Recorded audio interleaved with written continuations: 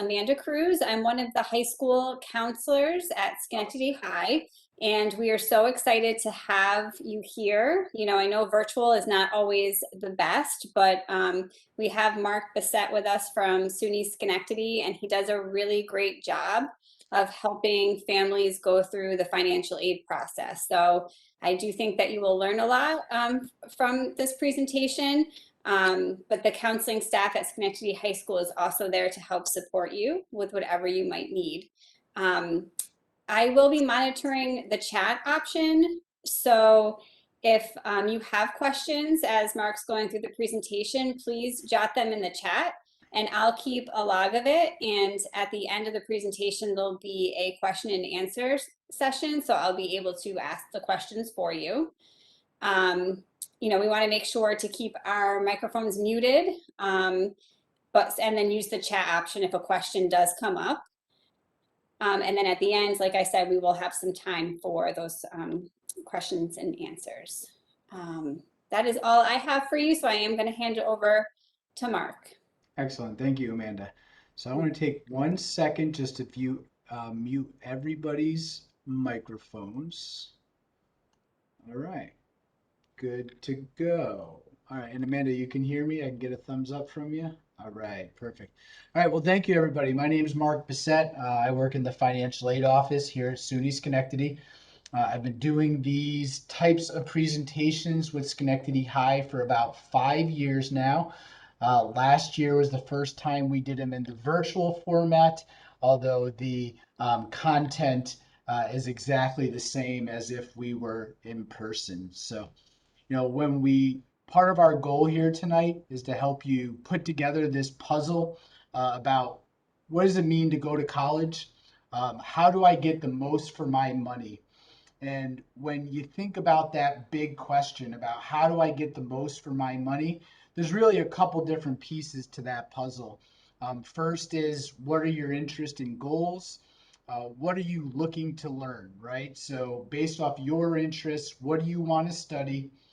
Once you figure out what it is you want to learn, you then got to think a little bit about where you're going to go to college to learn it. And then the final piece of that puzzle is, once you know what you want to learn and where you're going to learn it, then we start to talk a little bit about how we're going to help you pay for that. And that's really what we're here to talk a bit about tonight. So on tonight's agenda, we have a couple of topics. We're going to talk about understanding the cost to attend college. We'll talk a bit about the different types of financial aid that are available. How is parent information involved in the financial aid process? And then ultimately, we're going to give you some tips and tricks on how to get started with the college enrollment and financial aid process, and give you a couple to-do lists to help you navigate all of this. And of course, we'll save some time to answer your questions at the end. So with that being said, let's dive right into this. So when you think about where you want to attend college and what it's going to cost you to go to school, there's really a few different types of colleges out there. Primarily, they're broken down into two buckets. You'll have public colleges versus private colleges.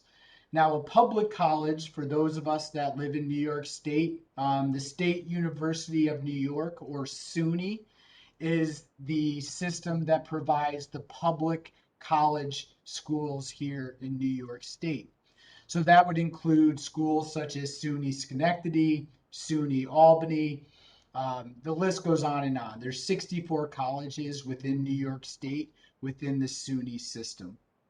And then you also have private colleges. So your private colleges will be those that are not state sponsored. So that would include schools from this local area, such as St. Rose, Siena, and things to that effect.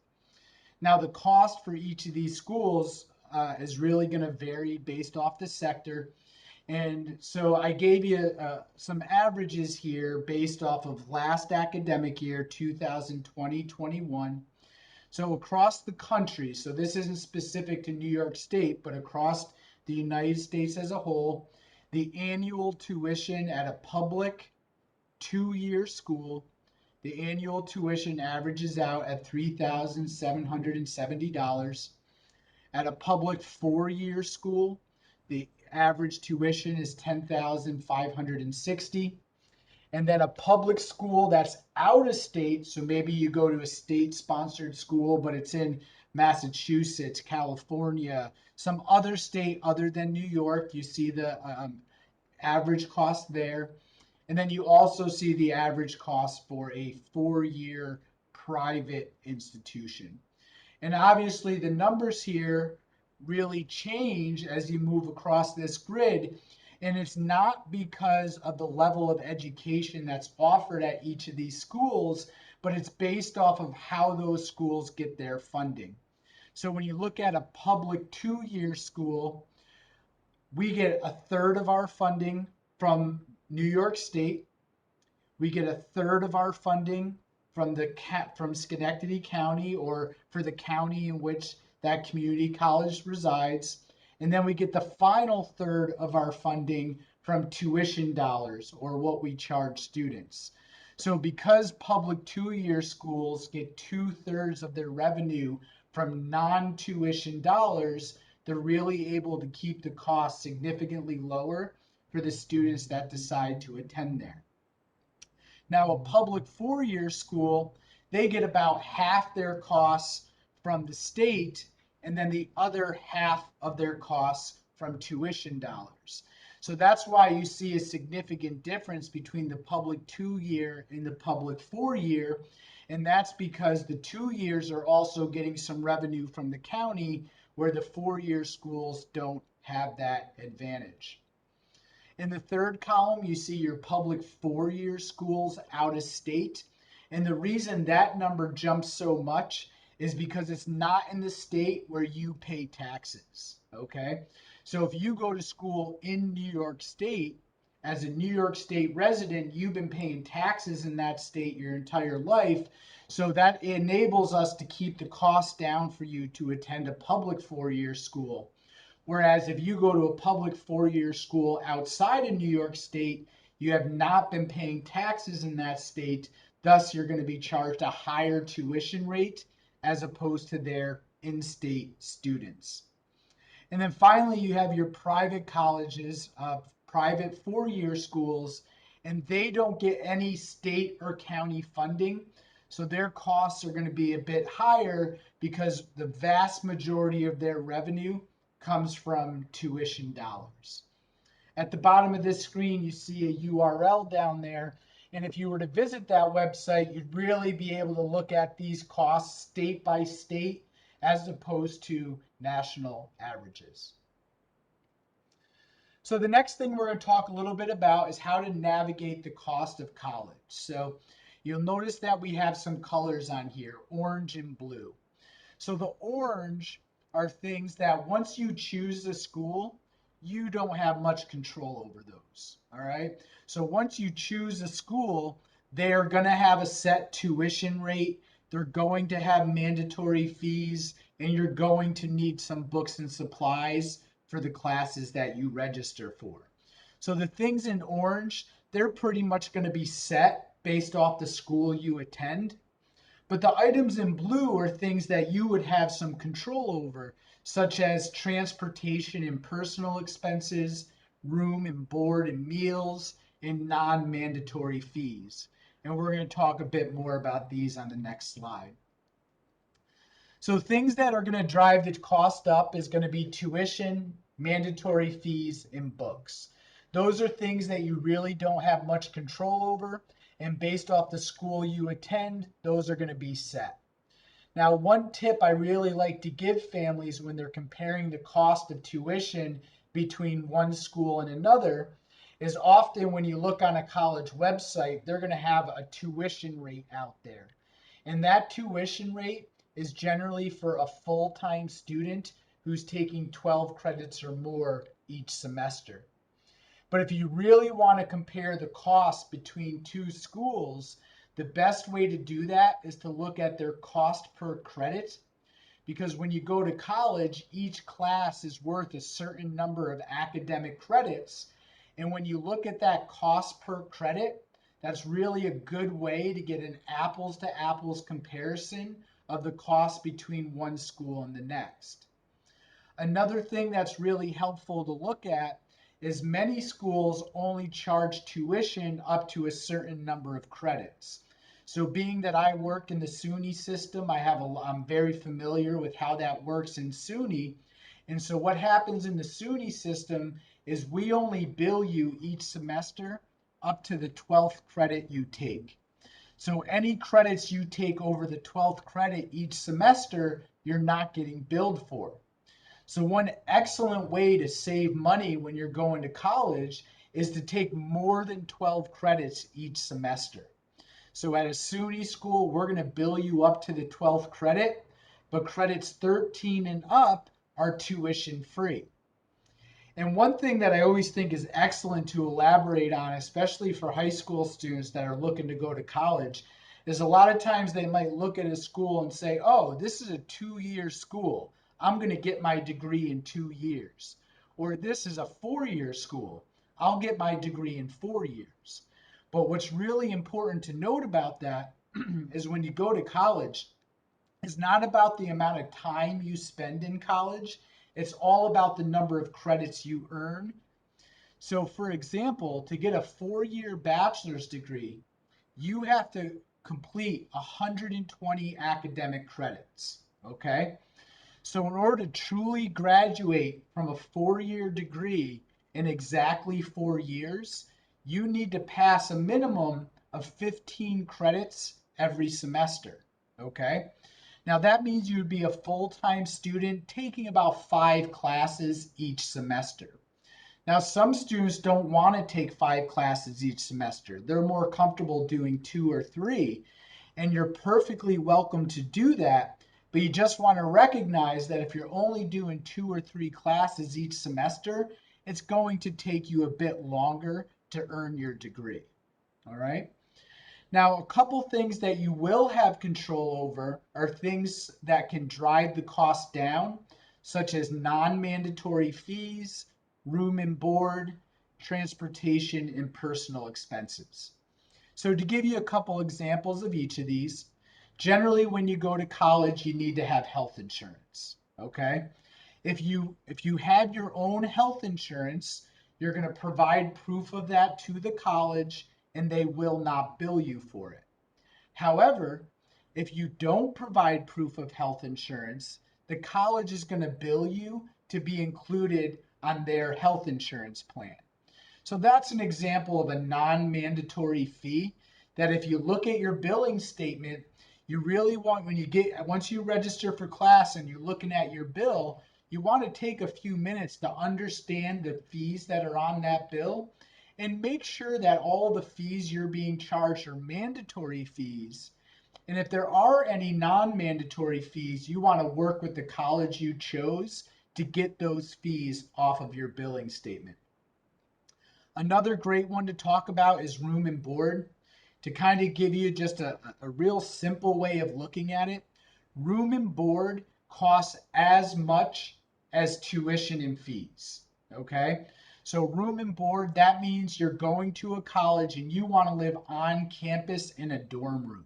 All right? So say, for example, you are going to a state-operated a public college, which previously we said that cost is about $10,000 to $11,000 a year. If you choose to live on campus, you can, for a fair estimate, double that price. Okay? And that all of that extra cost is to include your dorm room, the internet they provide you, television service, the meal plans, and all of that. So one thing to think about when you're thinking about the cost to attend college is, do I want to live on campus? And if the answer to that is yes, you need to recognize that the costs are going to be significantly higher. Or am I okay with living at home for a few more years? And if you choose to live at home, you then don't have to pay that room and board fee, and that's a way you can keep your costs more manageable. And then the other one to think about is transportation and personal expenses. If you say you live here in the Schenectady area, if you go to a college in Schenectady, you're going to pay less commuting to and from that college every day for class, as opposed to if you live in Schenectady and you choose to go to a school that's maybe in Saratoga County, that you have a 30 or 40-minute commute each way. So these are just a few examples of different things you can consider to help keep your costs more affordable when you're navigating the cost to attend college. So now we're going to talk a little bit about the different types of financial aid. And they're really broken down into three different buckets. So you have grants, which is money you don't have to repay. You have scholarships, which again is money you do not have to repay. And then you have student loans, which is money that must be repaid. When we look at the items in the grant column, anytime you see the word grant, that means that that type of financial aid is based off of economic need. Okay? And what I mean by economic need, to put it real simply, the more money your family makes, the less grant money you're going to get. And then it goes the opposite way as well. The less money your family makes, the more grant money you're going to get. So whenever you see the word grant and you're applying for financial aid, it means it's based off of economic need. Grants are also based off of your enrollment status, which we're going to talk a little bit more about in a few minutes. But to put it simply, the more classes you take each semester, the more grant money you'll get if you qualify. And there's also a variety of grant programs from both the federal and state government, and we're going to go into detail into those shortly. The next thing we have here in the middle column is scholarships. So again, scholarships do not have to be repaid, but scholarships are not based off of economic need. Generally, they're based off of merit, meaning you do something to get them. Okay? So for example, at SUNY Schenectady, we have a variety of scholarship programs here at the college, and we have some, just to give you a couple examples, that are based off of community service. And we have one where the only requirement is that the student takes care of a pet. Okay? So in that one example, if the person has a pet at home and they take care of them, or if they walk their neighbor's dog, they've done something to earn that scholarship. But most scholarships are going to be based off of academic criteria, such as high school grade point average, how did you do on your standardized tests? Once you got into college, are you keeping up a certain amount of, passing grades and things to that effect? Now, scholarships are going to vary depending from one school to the next.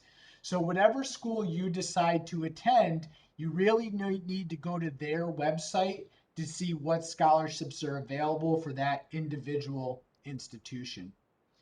And I always like to caution students about just going to Google and typing in scholarships for college, because unfortunately, the internet can be a scary place. So when you do go to Google and you're looking for scholarships for college, I just want you to be safe. And the few tips I have for you is, one, when you're applying for a scholarship on the web, you should never have to supply your social security number, and you should never have to pay to complete those applications. So when you are out on Google and you're looking for scholarships, just make sure you're never disclosing personal information such as social security number or credit card information. It is fair to assume that if a college has listed a scholarship on their website, that they've taken the time to vet that scholarship provider to make sure they're legitimate. But still, we always encourage you to be careful. And then you have student loans. So student loans do have to be repaid. And when we talked a little bit earlier about how grants are based off of economic need and scholarships are based off of merit, not all families are going to qualify for grants or scholarships. So student loans can be an excellent way to bridge the gap on your educational costs. We're going to talk more about these in a few minutes, but student loans can come from places such as the federal government or maybe a private loan from your local bank. And there's also loans available that the student can borrow on their own or that a parent can take out for their child.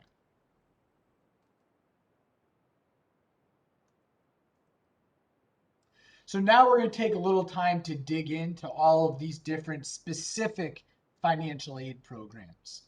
So when you look at this chart here, everything in orange is money you do not have to pay back, and everything in blue is money you would have to pay back. So first I'm going to start in the far left column, which is federal financial aid, and there's a variety of things in that column.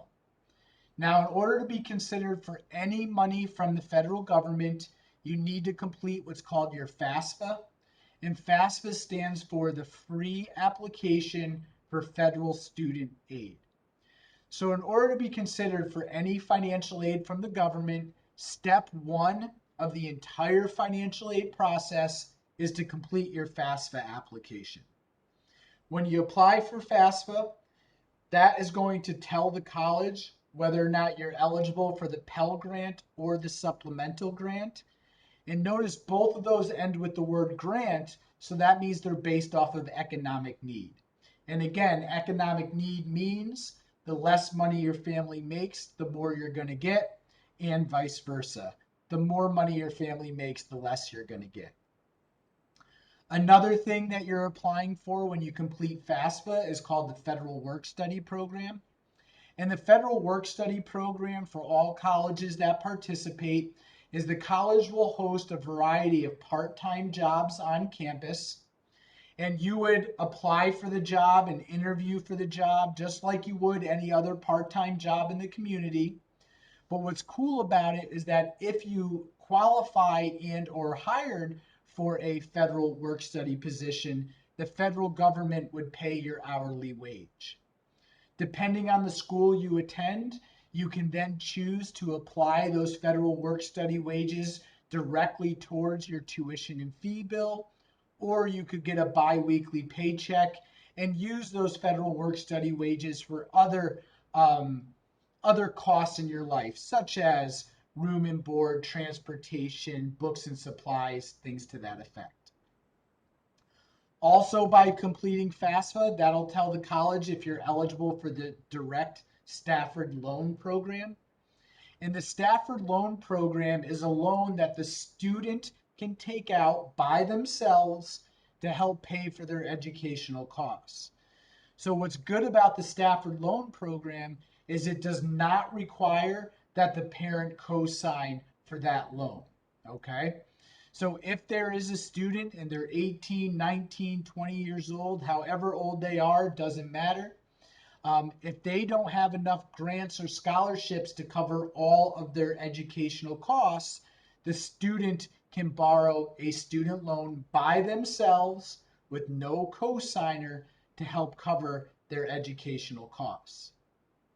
And then finally in that list is the Direct Parent Plus loan. So if the student applied for grants and scholarships, they considered taking out a Stafford loan on their own, but if the student still has a balance of their educational costs that they're not able to cover, the parent can take out a Parent Plus loan to cover the balance of their child's educational costs. The one thing that's really important to note about the Parent Plus loan is it is a loan that the parent is taking out to cover their child's educational costs. So it's something that the parent is doing for their child. And again, it is not a co-signer type deal. So whereas the Stafford loan, the student would be responsible for repaying that. For the Parent Plus loan, the parent is responsible for repaying that. Now, one thing that the federal government does really well is, for the most part, you don't have to decide what you're applying for in that first column. You just apply for FAFSA, the results will go to the college, and the college will then tell you, based off your FAFSA results, this is what you qualify for from that first column. Now, New York State offers a variety of financial aid programs as well, and we'll talk about a few of them in this state aid column. So in the state aid column, the few things that I've noted here is the Excelsior Scholarship, the Tuition Assistance Program, which is also known as TAP, and Aid for Part-Time Study, which is known as APS. Now, the Excelsior Scholarship, some students may have heard that you can attend a SUNY school tuition free. And what that means is you can attend a state-sponsored college, which are all SUNY schools. And as an incoming student, if you're enrolled full-time, meaning taking 12 credits or more, you can apply for the Excelsior Scholarship. And as an incoming student, if your family's adjusted gross income is under 125,000, or I should say $125,000 or less, and you're a full-time student who's enrolling in an associate degree or bachelor's degree, you will qualify for the Excelsior Scholarship as an incoming student. The Excelsior Scholarship will cover the balance of your tuition only. So Excelsior covers the balance of tuition after all other free dollars. Okay? But I really am stressing the point that Excelsior covers the balance of tuition. It does not pay for fees, books, or room and board. Okay? So all incoming students are going to be encouraged to apply for FAFSA, and all incoming freshmen are going to be encouraged to apply for the Excelsior Scholarship. The next thing that we want to see all incoming students, and all students for that matter, to apply for is the Tuition Assistance Program. TAP is by far the most popular state aid program in New York State, and it is meant for full-time students. So just like Excelsior, for the TAP program, you need to be enrolled in 12 credits or more each semester in order to receive it. Now, New York State also has what's called Aid for Part-Time Study, and that is meant for students that are taking 11 credits or less. So they're not a full-time student, and Aid for Part-Time Study is the part-time version of TAP. Okay? So TAP is meant for full-time students, and Aid for Part-Time Study is meant for part-time students. Now, New York State has a lot of other state aid programs, and you can learn about all of them on the state website at hesc.ny.gov. Today, I just wanted to cover the most common three that students use. Now, one important thing to note about the state aid programs, all of the state aid programs, you had to have resided in New York State for at least 12 months prior to entering college, and you must also attend a New York State school. So if you go to college outside of New York, you would not be eligible for the New York State sponsored financial aid programs. However, you can still apply for anything in the federal aid column because the federal aid is good for any college in the country. The third thing we'll talk about is institutional aid. So here at Schenectady, it's called the SUNY Schenectady Foundation Scholarships. Every college will have a version of what we call our foundation scholarships. So once you decide which college you want to attend, you want to get on their website and start to look at what institutional scholarship programs are available. And it's really because of this institutional aid why it's really important that you dig into this financial aid process early. Because federal aid, for the most part, is an endless bucket of money. No matter when you apply, anyone that qualifies for federal aid is going to get it. In the state aid column, Excelsior and TAP are an endless bucket of money. Anyone that qualifies is going to get it. Now, Aid for Part-Time Study, as well as foundation scholarships or institutional scholarships, they are not an endless bucket of money. Okay? So you really, if you want to be considered, especially for institutional scholarships, you really need to dig into this earlier. So although we're going to answer most questions at the end, I saw a question about what's the difference between CUNY and SUNY.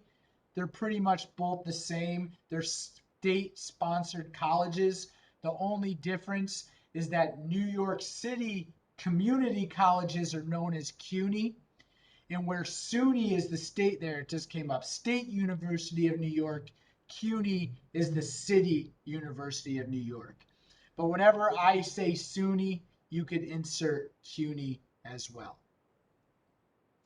And then there's a lot of other types of financial aid as well. There's external scholarships. I spoke a moment ago about doing some Google searches, but there's also things that you don't need to search for on Google. You'll be amazed at how many part-time employers offer scholarships for their employees, such as McDonald's and Starbucks and other part-time employers to that nature. So if you do have a part-time job, I encourage you, just go to your boss or go to your human resources office and say, I'm going to be going to college next year. Is there any scholarships through the company that I can apply for? Worst that happens is they say no.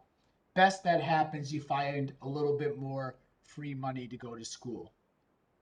New York State also has what's called Access VR. That's for people that have a disability. So if you have a disability, I strongly encourage you to look into Access VR, as they may pick up all of your tuition and fees for the duration of your enrollment. And if you were to Google Access VR New York State, it'll come right up. Veterans benefits are another excellent resource to help pay for school. If your parent or yourself have been in the armed forces, I strongly encourage you to see if there's any veterans benefits. Just about every college will have what's called a veterans certifying official. So if you are a veteran or your parent has any veterans benefits, you want to connect with that veterans certifying official on campus to see if there's anything there you can take advantage of. And then the final thing in the list is private student loans. And that would be like walking into your local bank or credit union to take out a loan through them. So one of the things I've talked about a few times today is a full-time student. So I just wanted to define what that means for you. So a student that takes 12 credits or more within a given semester is considered a full-time student. Someone who takes 6 to 11 credits is considered a part-time student, and someone that takes less than 6 credits is considered less than part-time. The reason this is important is I talked a moment ago about how for Excelsior and TAP you need to be full-time. I also spoke about the federal student loan program. To get a federal student loan, you have to take 6 credits or more. So different financial aid programs are going to require a different enrollment status. So you just want to be conscious of that. And if you do take less than 12 credits, it is going to affect the amount of grant money that you can receive. But I will tell you this, if you take 12 credits or more, that's really how you're going to maximize not only your costs, because remember at the beginning of this presentation, I talked about how many schools don't bill you for any credits you take over 12 each semester, but you're also going to qualify for more grants and scholarships if you're a full-time student. So to talk a little bit about, I'm a very process-oriented person. I'm big about nuts and bolts. And that's what I really want to give you here today is some tangibles. And I think this is one of the big tangibles that you'll be able to take away today. So I encourage you to take a photo of this screen, take some notes. This one is super helpful. So when you apply for financial aid, not only are there certain things you got to apply for, but you also have to do them in the right order. And that's what messes with some families. So the first thing you got to do when applying for aid is complete your FAFSA. You're going to do that online at fafsa.ed.gov. And once FAFSA is done, then you can apply for TAP. You cannot apply for TAP first.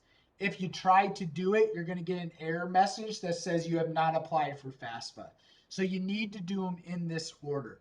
So you're going to do FAFSA first. And when you complete FAFSA, you're going to get to the confirmation page at the very end.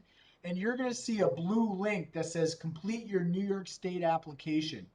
Click on that link. It's going to redirect you to the TAP application. You will have to make a new username and password for TAP, but it's going to autofill about 80% of the questions. So that's going to be super helpful for you. The third thing you want to do as an incoming student is complete the Excelsior Scholarship application. And again, you have to do them in this order. You cannot apply for Excelsior until you've applied for TAP, and you cannot apply for TAP until you've completed your FAFSA. So it really is a 1, 2, 3 sequence. Now, those are the three that every incoming student should do. And the fourth one that every incoming student should do is apply for institutional scholarships. So one of your major takeaways today is that when you start applying for financial aid, there's going to be 4 applications that we want you to do: FAFSA, TAP, Excelsior, institutional scholarships. So make that note, and when you start applying for aid, you want to make sure you check all 4 of those boxes. And then if you do decide that you want to attend as a part-time student, someone taking 11 credits or less, at that point, then you'll start to explore those part-time aid programs. Now, many students, especially sitting here in October, for our seniors, you're going to be starting college in fall of 2022. I know we have some juniors on the call tonight who are going to be starting college in fall of 2023. You haven't registered for class yet. You don't know how many credits you're going to take. So you really just want to check all the boxes, apply for everything. Because one of the true rules of the financial aid world is if you do not apply, I guarantee you'll get nothing. Okay? So if you don't apply, I guarantee you'll get nothing. So you want to complete as many applications as possible. Just keep putting your name in the hat. Just keep putting your name in the hat. Putting your name in the hat. So that way you're being considered for everything. And then part of our job in the financial aid office is to take in all of the applications you've completed to make sure you're getting the most free money that you can. But if you don't apply, I guarantee you will not get it. Now, at the bottom of this website, at the bottom of this slide is a website, suny.scc.edu/apply.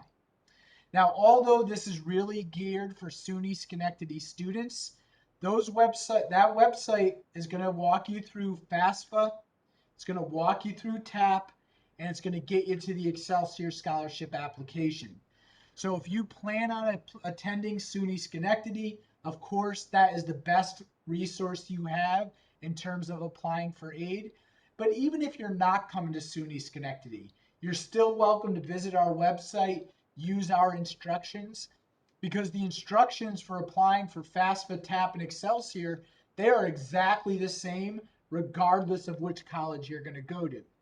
Now, of course, if you're coming to SUNY Schenectady, you want to apply for our foundation scholarships. But if you're not coming to SUNY Schenectady, you don't want to apply for our foundation scholarships. You want to do that for the school you wish to attend. Now, for our seniors that are on the call here with us tonight, you're going to be starting school in fall of 2022. So at the top of this screen is your aid year. So this is your academic year. So for next fall, you're going to complete the 2022-2023 applications. And the best thing about this is for anyone that leaves this presentation tonight and you're super pumped, I'm going to go get this done. The applications for fall of 22 opened up last Friday. They opened up October 1st, 5 days ago. So it is completely possible that you all can hang up from this call tonight, go right out there, and you can do your 2022-23 FAFSA and TAP applications. And yes, you do need to reapply for FAFSA and TAP every single year. So for the upcoming year, which is fall of 22, so the way the years go is they go fall, spring. So when we're looking at fall, the 22-23 aid year, we're looking at fall of 22 and spring of 23. And then for the next aid year, which is going to be 2023-24, you're going to need to reapply again. So for our juniors that are on the call tonight, you're going to be looking at the 2023-24 applications, and those are going to open up on October 1st of 2022. Now, the third thing that everyone wants to apply for is the Excelsior Scholarship. That application is not available yet, but if you go to the HESC website and you go to the Excelsior page, there's a subscribe link. So you can type in your email address to subscribe, and you'll be notified once that application opens up. So one of the big questions we get, especially with working with our high school students, is do I have to include my parents on the financial aid application? And when you apply for financial aid, you are going to be asked all of the questions that are on this screen. And I'll go through them at a really quick clip, but the first one's going to ask, were you born before 1999? Are you married? Are you in the armed forces? Do you have children or dependents of your own? Are both your parents deceased? Are you in foster care, or are you a ward of the court? Are you an emancipated minor, or have you been deemed to be an unaccompanied or homeless youth? If you answer no to all of these questions, you are considered to be a dependent student, and you will have to include your parent on the financial aid application. If you answer yes to at least one of these questions, you are considered to be an independent student, and you will not have to include your parent on the financial aid application. Now, I always want to be super upfront with everybody I talk to. So the first one is the date of birth question. Generally, none of the students on this call were born before 1999. So if you answer no to the date of birth question, but you answer yes to one of the subsequent questions, the college is going to ask you to prove it to make sure you didn't make a mistake. Okay? So for example, if you said, I'm born in 2002, but I'm married, they're going to ask you for a copy of that marriage certificate, right? Or maybe you say, no, I was born after 1999, but I've been in foster care. We may ask for a letter from your caseworker to document that, okay? So just want to be upfront with you. We can't just check a box to exclude our parent. But if you truly do meet one of these criteria, you definitely want to check yes to that question, but just be prepared that the college is likely to ask you for some follow-up documentation. So the next thing we want to talk about is which parent or parents do I include on FAFSA?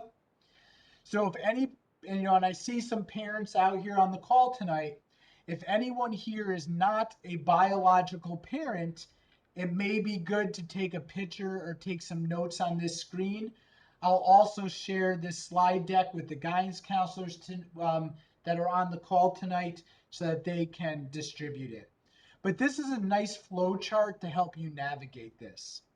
So the first question is, are your parents married to each other? If the answer is yes, you want to report both parents on FAFSA.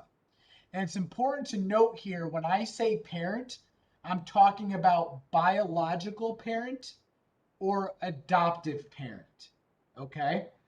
So if your biological parents or your adoptive parents, both your biological mom and dad or your adoptive mom and dad are married to each other, you want to include both parents on FAFSA.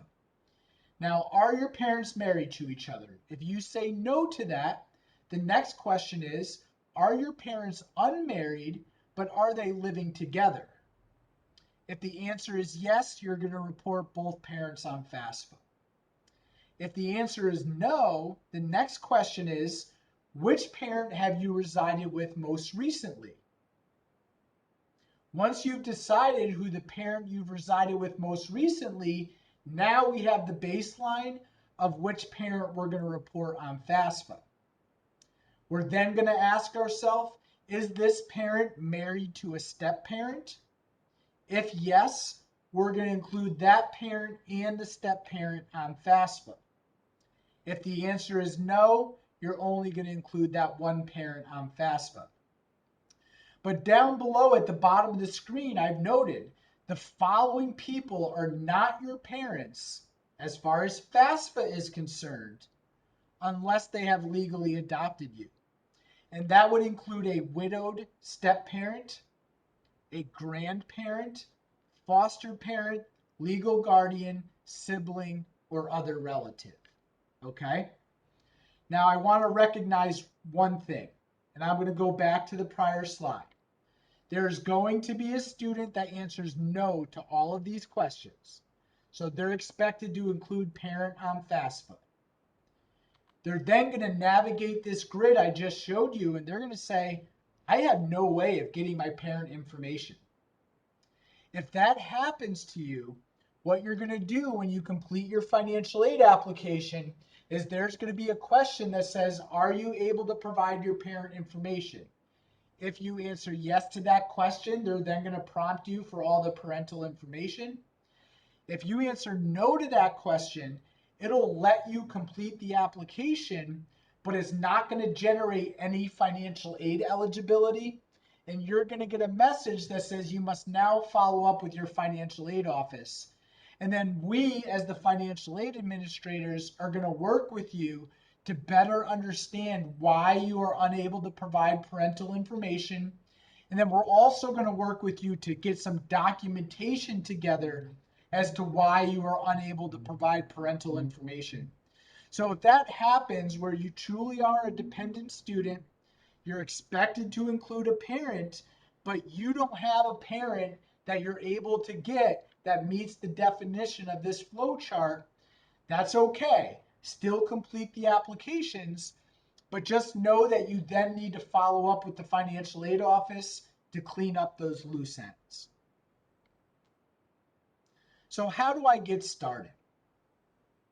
This again is meant to just be a little bit of a checklist. One of the things you want to think about is what college am I going to go to and apply for admission.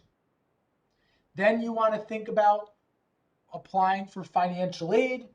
And then once you've applied for admission, applied for financial aid, then you can think about registering classes. Okay?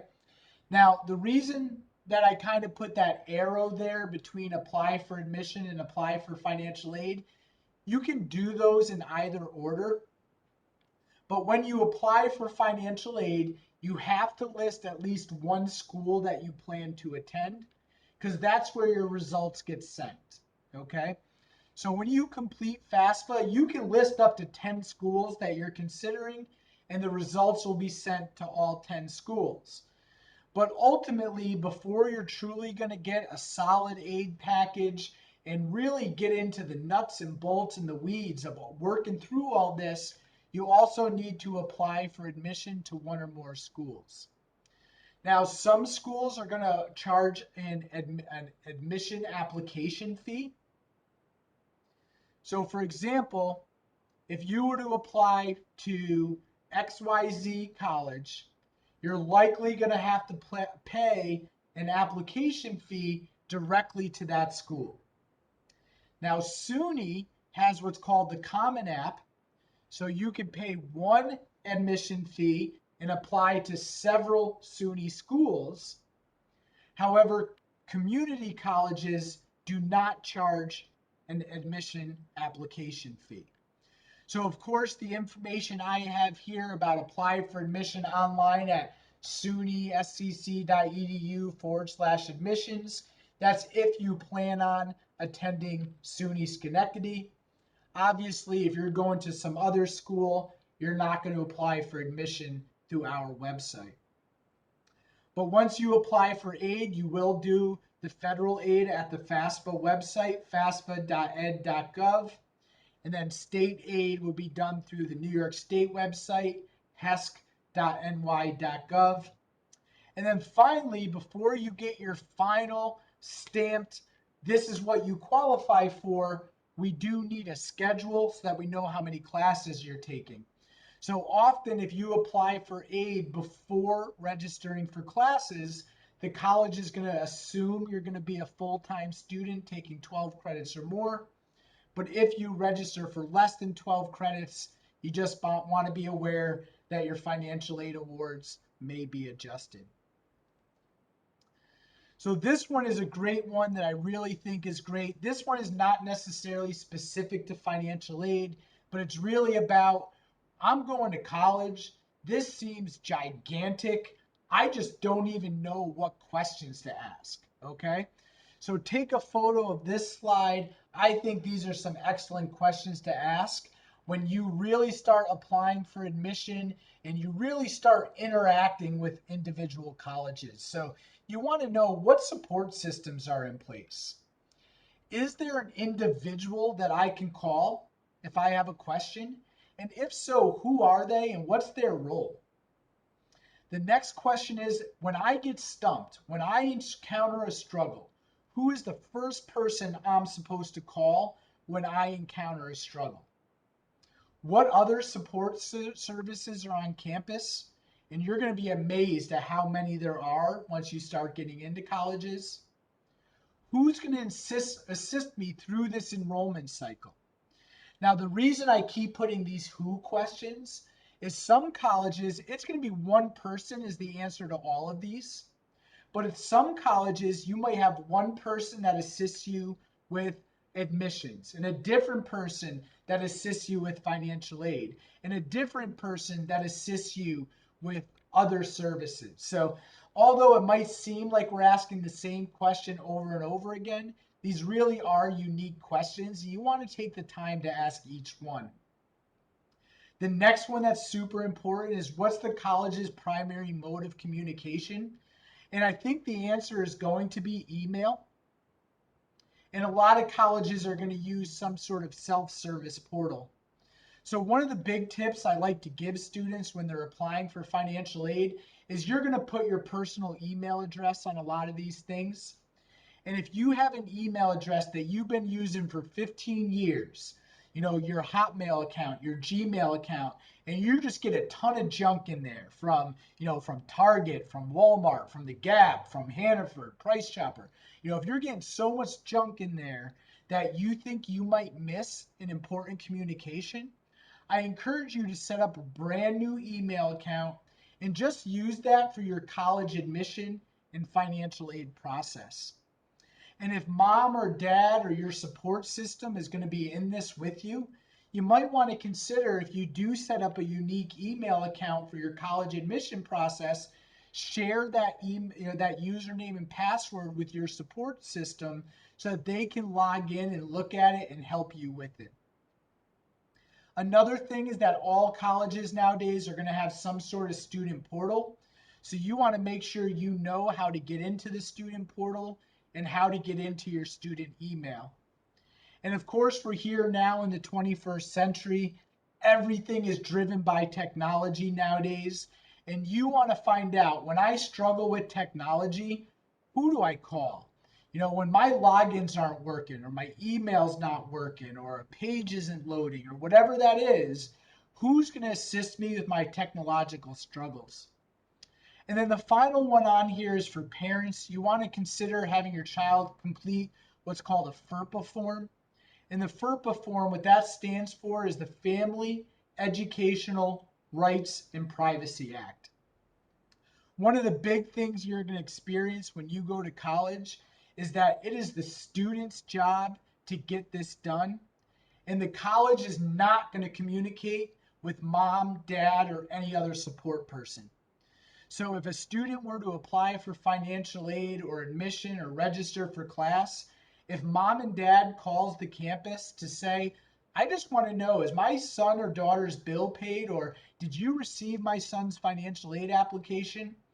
We can't tell mom and dad any of that unless the student has completed what's called a FERPA form, or a Family Educational Rights and Privacy Act released form.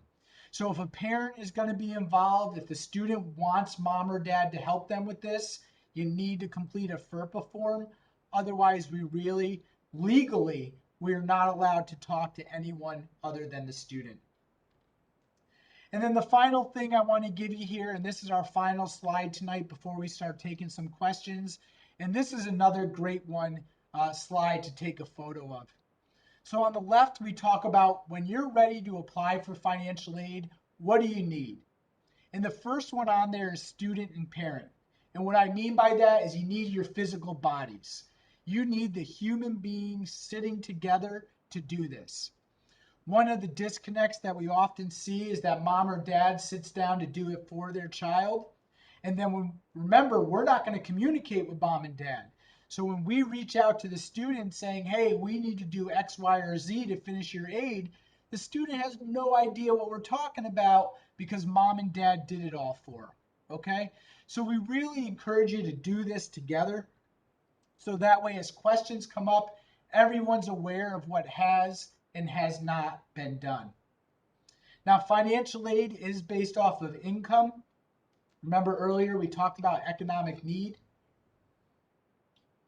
So when you're applying for the fall of 2022, you're completing the 2022-2023 financial aid forms. What you're going to need is your 2020 tax documents. If you did file taxes, you want to get your actual tax returns out in front of you. Some people may have not needed to file taxes because their income was low enough, and that is perfectly okay. If you are not required to file taxes, just bring whatever income documents you may have. Just important to note that you do not include Social Security income or other untaxed benefits on your financial aid application. So things such as SSI, SSD, WIC, SNAP, things to those effect. If you have any untaxed federal or state benefits, you're not going to include those on your financial aid application. But if you did work or if you had investments or things to that effect, you want to get those tax documents together.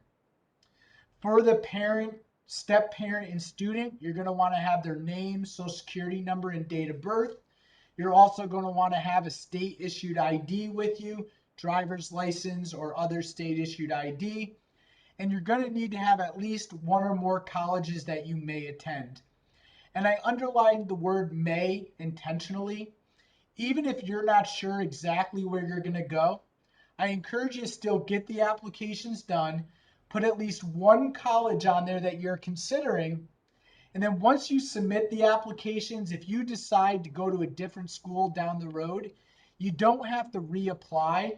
You just go back to your application, add the new school, and the results will be there in 1 to 2 business days. So to give you a little bit of an itemized checklist of the things we're going to do in what order, first thing you're going to do is create what's called a Federal Student Aid ID. That's essentially the username and password for FAFSA. Both the student and at least one parent are going to need an FSA ID. Once you have your Federal Student Aid ID, you'll go on and complete your FAFSA. Once FAFSA is done, you'll go on and apply for TAP. Once TAP is done, you'll go on and apply for Excelsior.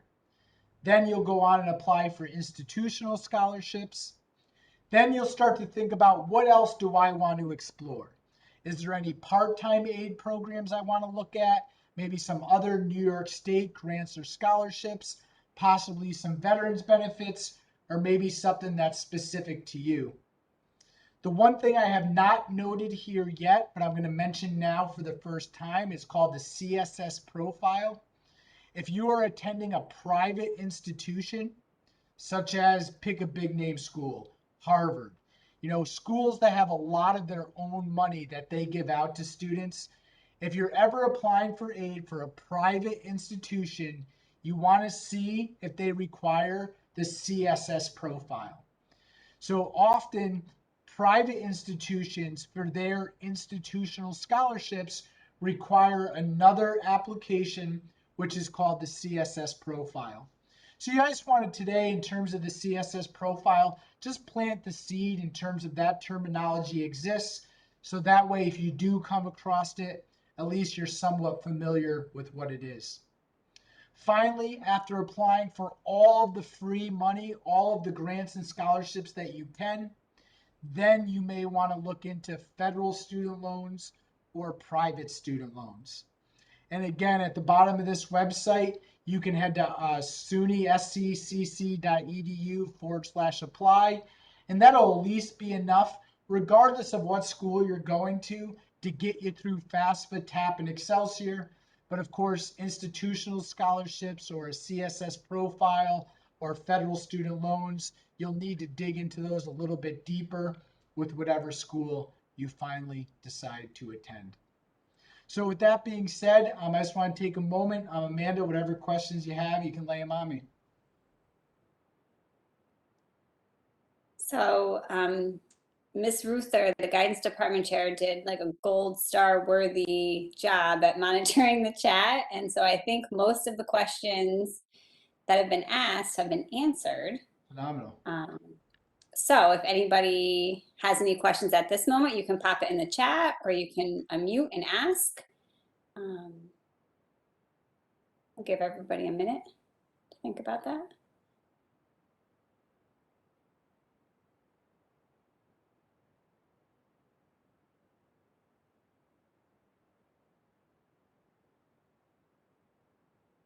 So one of the questions I just want to make sure we hit right. Do you apply for the loans and grants through the school or separately?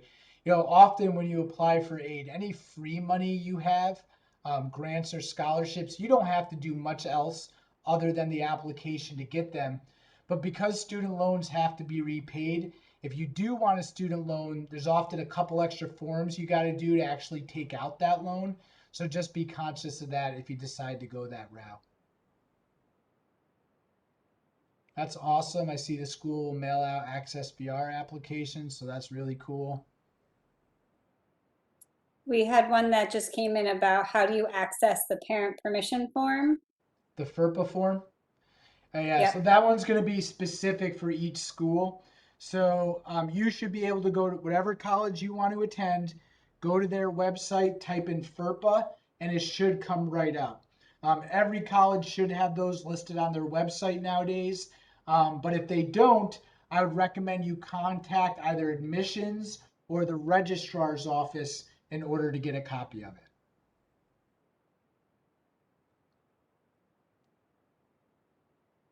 I have a question. If you have more than one child going to college, do you have to fill out multiple FAFSA forms for them? Yeah, you do. Yeah, great question. Um, so yes, every child needs their own FAFSA, own TAP, own everything unique to that child. The only thing I'll tell you that might make your life a touch easier is that on this screen where the what you'll do, the first one is create your federal student aid ID. Um, that's specific to the user, so the student would have to make one, but if the parent already has an FSA ID for a different child, they can reuse that FSA ID for their other child. However, you do need to complete each application for each child. Great question. We did have another one come through that are all the applications for financial aid online. Yeah, absolutely. Everything's online nowadays.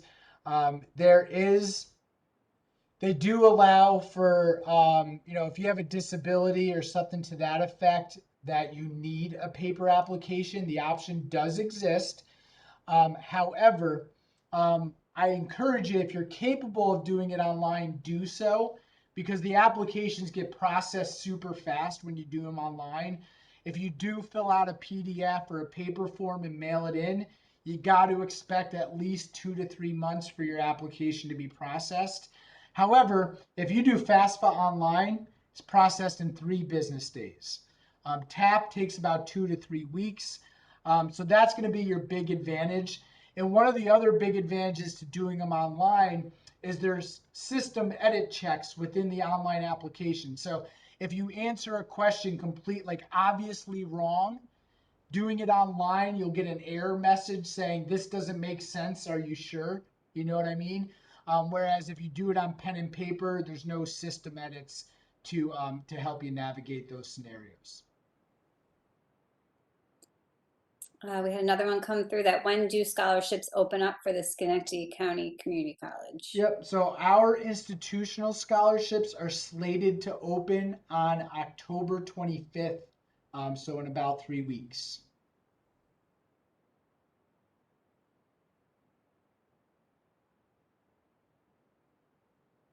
Okay, so it looks like that's all we have. So anybody who doesn't have a question, you're free to leave. If somebody wants to stick around to ask with less people in, feel free to do that. But thank you very much for everyone for joining on. Hopefully you found some useful information. And feel free to reach out to the school counseling staff with any other questions that you have. Thank you. Thank you I'll very stop much. the recording now as well.